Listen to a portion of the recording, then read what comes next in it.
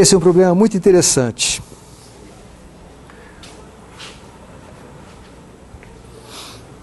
E ele é interessante para mim, especialmente porque vai fazer a gente relembrar ou rediscutir conceitos fundamentais desse tema das transições de fase. Então, suponha que tenhamos um líquido, e o meu exemplo, sempre que eu não tiver nada melhor, é a água, que está em equilíbrio com sua fase gasosa no interior de um recipiente fechado. Então, recipiente fechado, água líquida em equilíbrio com a fase gasosa. Tá? O que significa isso? Traduza isso em termos de quantidades. A energia de Gibbs das duas fases tem que ser igual. Eu posso dizer que a energia livre de Gibbs da fase líquida tem que ser igual à energia livre de Gibbs da fase gasosa por partícula. Ou que é a mesma coisa dizer, o potencial químico tem que ser igual, da fase líquida e da fase gasosa.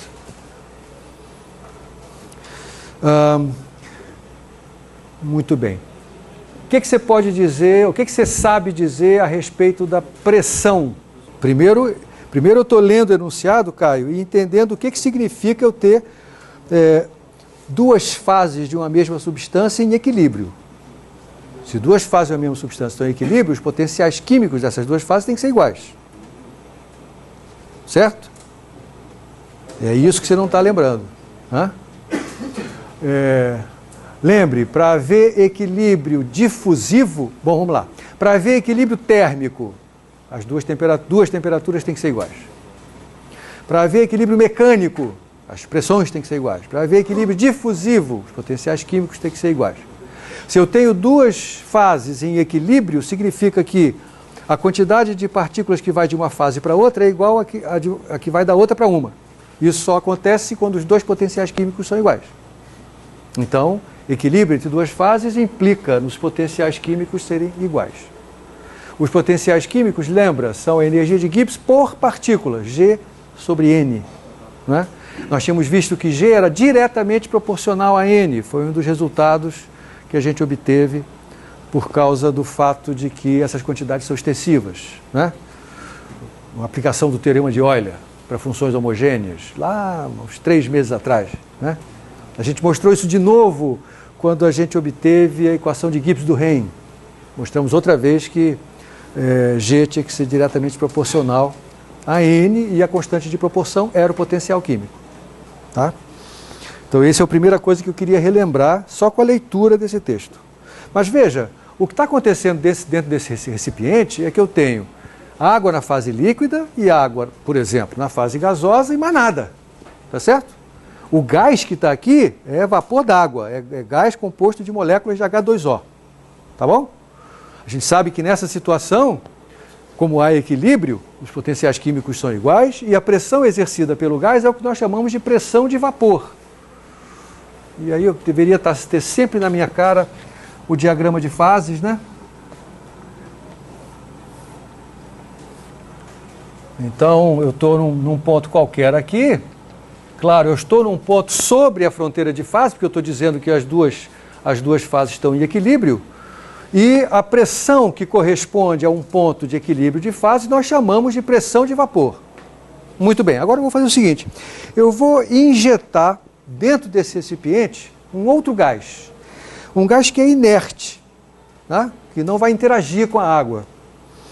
E com isso eu vou aumentar a pressão exercida sobre o líquido. Então veja, quando eu só tinha água, fase líquida e fase gasosa, a pressão sobre o líquido estava sendo exercida apenas por moléculas de água. Tá certo? Agora eu injetei uma outra coisa, que não é água, mas que não reage com a água. Eu chamei de um gás inerte. Então a pressão sobre o líquido aumentou, porque agora não é só a pressão exercida pelas moléculas da água gasosa, mas a pressão exercida também pelas moléculas dessa substância estranha que eu coloquei lá dentro. Nesse contexto, muitas vezes a gente chama a pressão exercida pelas moléculas de água de pressão parcial, porque é só uma parte da pressão total. Tá certo? O que vai acontecer, é a pergunta. Pergunta colocada de um jeito muito ambíguo, mas está direcionado.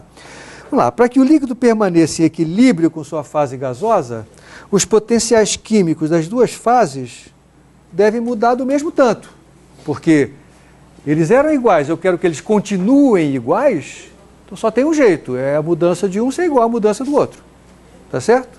Então, para que continue havendo equilíbrio, é necessário que dml seja igual a dmg, apesar da pressão total ter mudado. Né? Então, uma outra forma de exprimir isso é dizer que dml dp tem que ser igual a dmg dp. Tá bom? Porque a pressão total mudou, eu injetei mais coisa lá dentro. Tá certo? A única coisa que vai fazer o potencial químico mudar é a pressão adicional que eu botei aí dentro, já que é um gás inerte que não interage com a água. Muito bem. Use esse fato e a equação que obtivemos em sala para a dependência do potencial químico de um gás ideal com a pressão. Vamos relembrar qual foi a equação que a gente deduziu em sala para isso. Todo mundo está lembrando? Mentira. Tá. Nós obtivemos em sala, nem eu lembro. Então, é assim, ó. Que o potencial químico do gás era uma constante.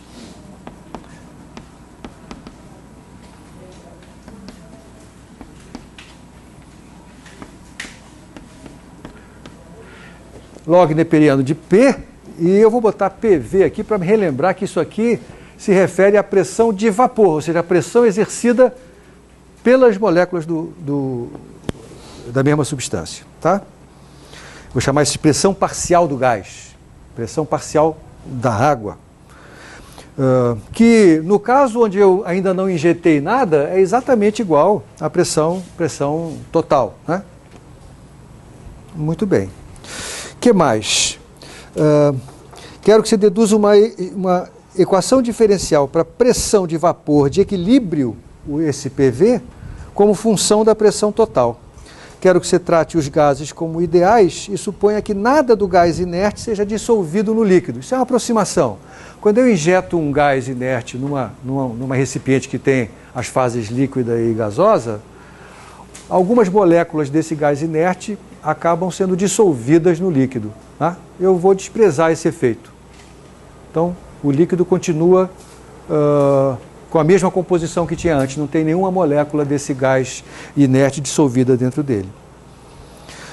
Muito bem, então o que eu vou fazer é simplesmente descobrir quem são essas duas derivadas. Vamos lá, a derivada do potencial químico do gás com relação à pressão, isso aqui é uma constante, sai fora. Vai ficar Kt vezes a derivada do logaritmo de PV com relação a P. Isso vai dar 1 sobre PV.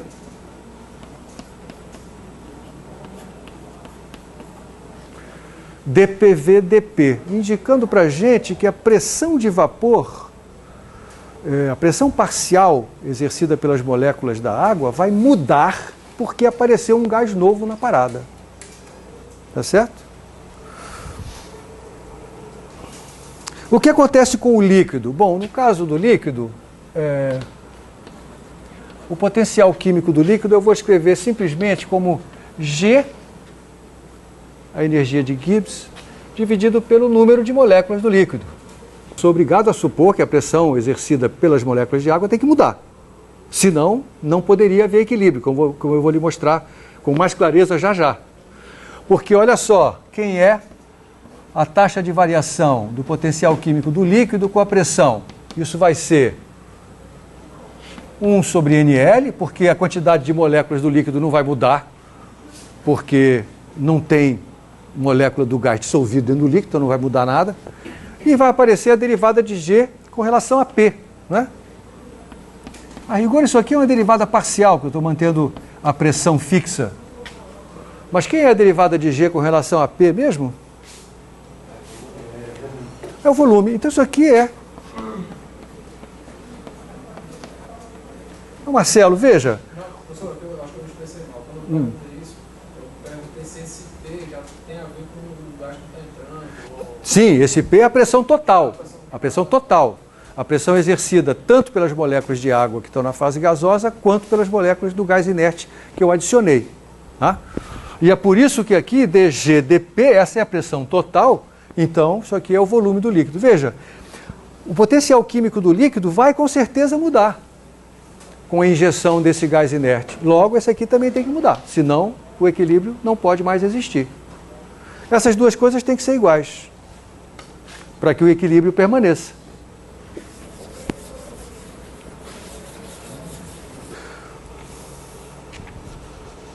Então, daí a gente obtém uma equação que é Kt sobre PV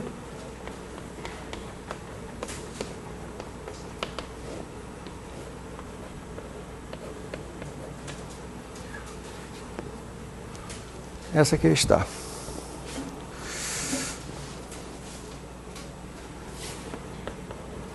Aqui tem uma primeira física interessante, né, que não era óbvia desde o início, que é que o fato de eu injetar um gás inerte dentro desse recipiente vai fazer a pressão parcial da água mudar para que o equilíbrio permaneça existindo.